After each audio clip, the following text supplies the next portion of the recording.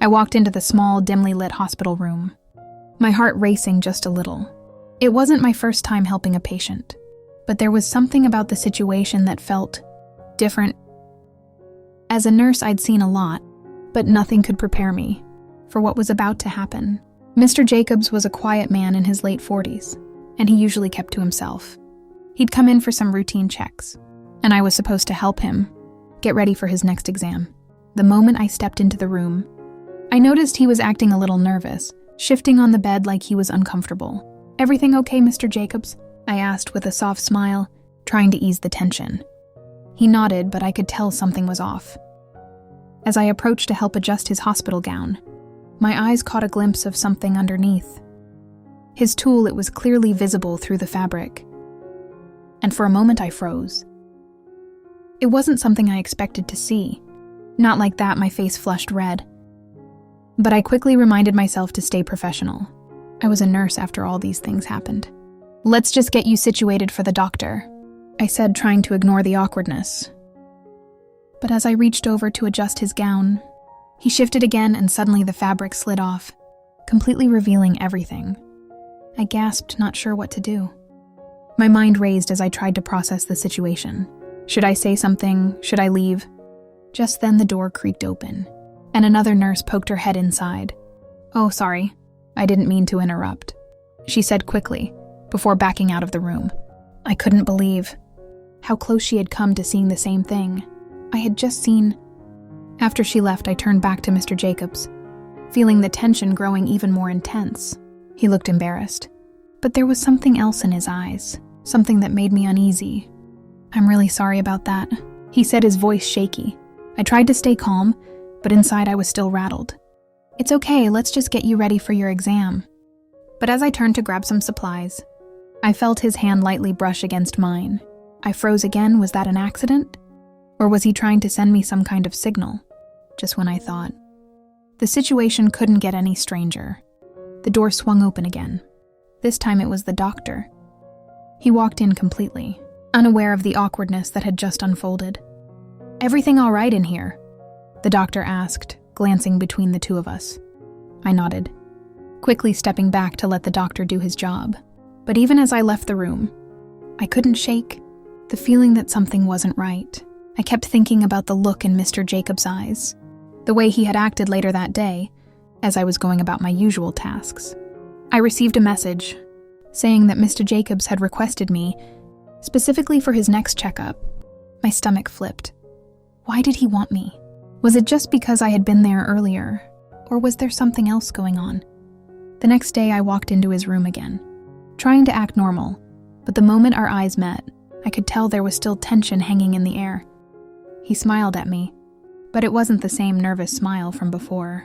It was almost confident. "I've been thinking about you," he said softly, and my heart skipped a beat. I tried to laugh it off, but my mind was racing. "Let's focus on getting you through your exam," I said, trying to steer the conversation back to something professional. But just as I reached over to adjust his IV, the door suddenly opened again. This time it was Mr. Jacobs' wife. My heart stopped. She walked in, looked at me, then at him, and I could tell immediately that she sensed something was off. Her eyes narrowed, and the room was filled with tension once again. I quickly excused myself, leaving the room before anything more could happen. But as I walked down the hallway, I couldn't shake the feeling that this wasn't over. As I carried on with my rounds, trying to focus on other patients, I kept thinking back to that moment. In Mr. Jacobs' room, what was he trying to do? Was I imagining things? My thoughts swirled with confusion, and I couldn't concentrate. Hours passed, and just when I thought I had made it through the day, I received another message from the front desk. Mr. Jacobs had requested my help again.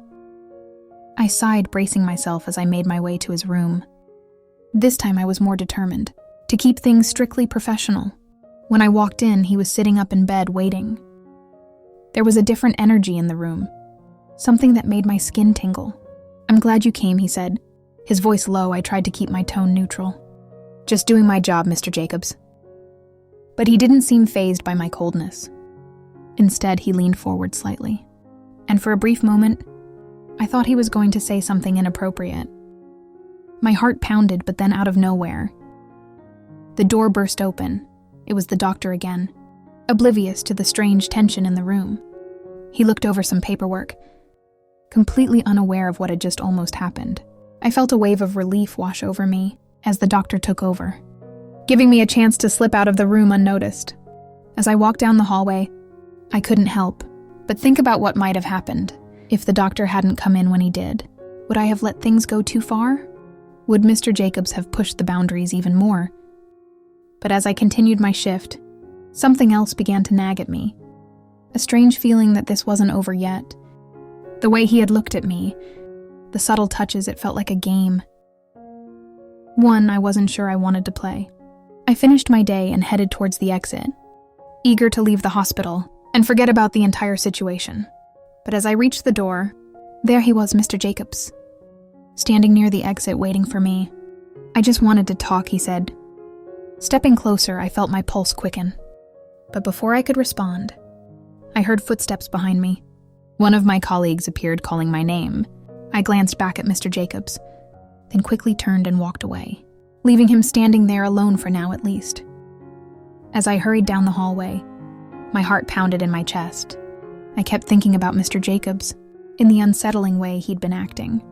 Part of me wanted to brush it off, but another part of me knew there was more to come. The next day, I tried to keep my focus on my other patients, avoiding Mr. Jacobs' room as much as possible. But around midday, just as I was taking a brief break, I received another message from the front desk. Mr. Jacobs was asking for me again. I hesitated before heading back to his room. This time I wasn't just nervous. I was prepared to shut down any more inappropriate behavior, but as soon as I walked through the door, I could tell something was different. Mr. Jacobs was sitting up staring at the window, his expression unreadable. The energy felt off, and for a second, I thought maybe he was going to apologize for everything. Maybe I misunderstood him. "I wanted to talk to you," he said. Not looking at me, I stayed near the door, keeping my distance, about what he turned slowly, his eyes locking with mine. "About what happened before. I think you know what I'm talking about." I swallowed hard, unsure of how to respond. "Mr. Jacobs, I'm just here to help you with your care." He smirked slightly, then leaned forward. "I think we both know it's more than that." Before I could say anything, the door creaked open again. This time it wasn't the doctor. It was his wife. She stepped in, eyes immediately flicking between me and her husband. I could feel the tension grow even thicker, her gaze sharp as she took in the scene. "What's going on here?" she asked. Her voice tight, I quickly stepped back.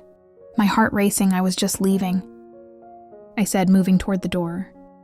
But I could feel her eyes burning into my back as I exited the room out in the hallway.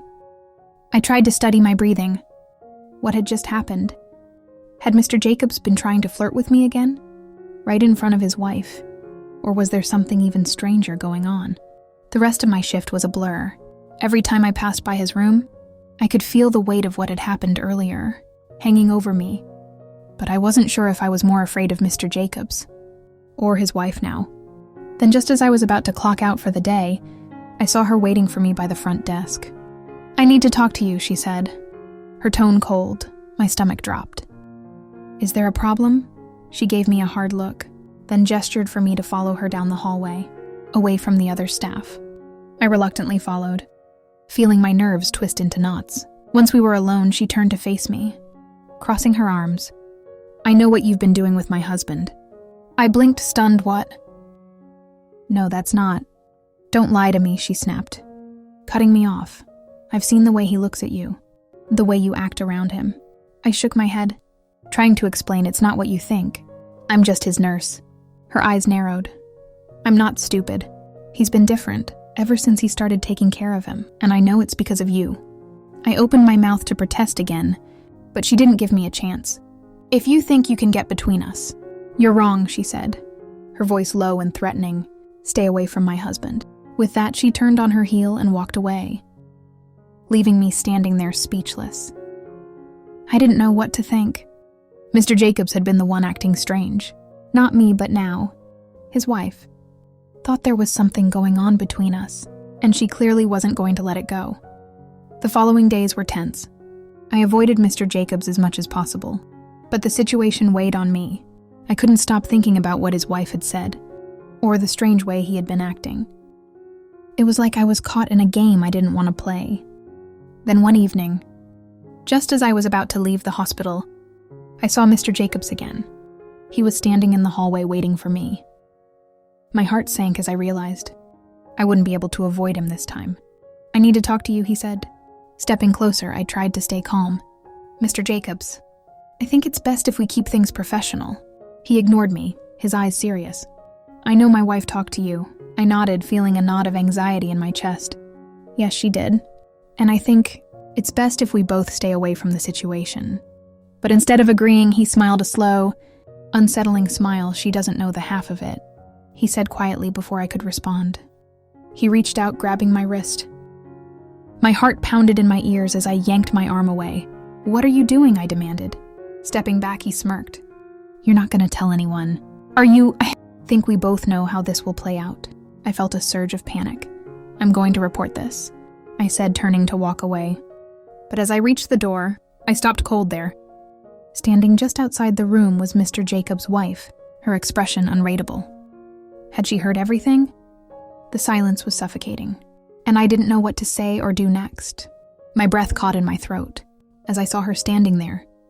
Just outside the door, Mr. Jacobs' wife, her face unreadable, had clearly been there, long enough to overhear part of our conversation.